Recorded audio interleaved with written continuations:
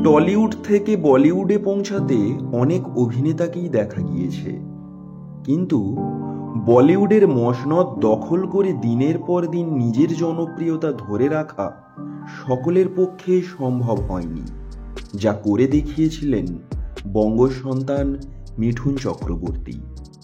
যদিও তাঁর সাফল্যের যাত্রাপথটা খুব একটা মসৃণ ছিল না।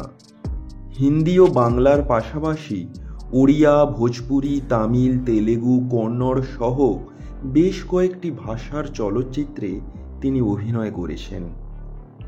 2 বার ফিল্মফেয়ার পুরস্কার, 2 বার BFJA পুরস্কার এবং 3 বার জাতীয় চলচ্চিত্র পুরস্কার পান মিঠুন চক্রবর্তী।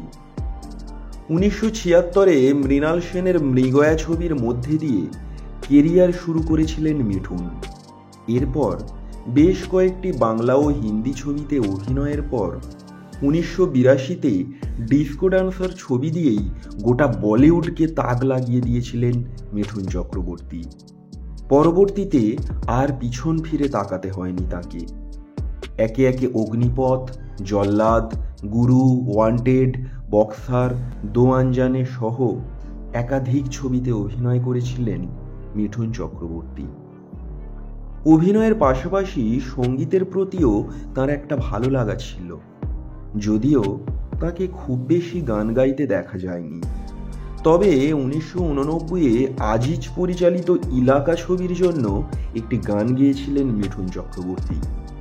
ছবিটির সঙ্গীত পরিচালক ছিলেন নাদিম শ্রাবণ।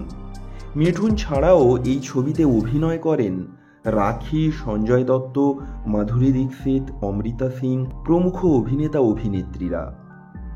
এই ছবির কাল সে ছোড় দুঙ্গা मैं सरब গানটি নিজ কণ্ঠে রেকর্ড করেন মিঠুন। চলুন আমরা দুর্লভ সেই গানটির কিছু অংশ শুনে নিই।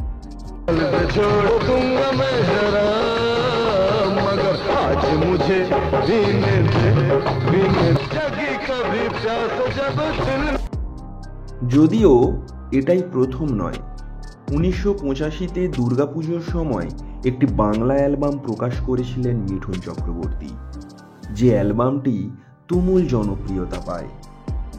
ডেসক্রিপশনে আমরা মিঠুন চক্রবর্তীর গাওয়া সম্পূর্ণ গানের লিঙ্কটি দিয়ে রাখলাম, আপনারা চাইলে শুনতে পারেন।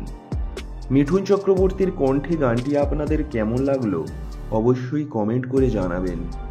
ধন্যবাদ।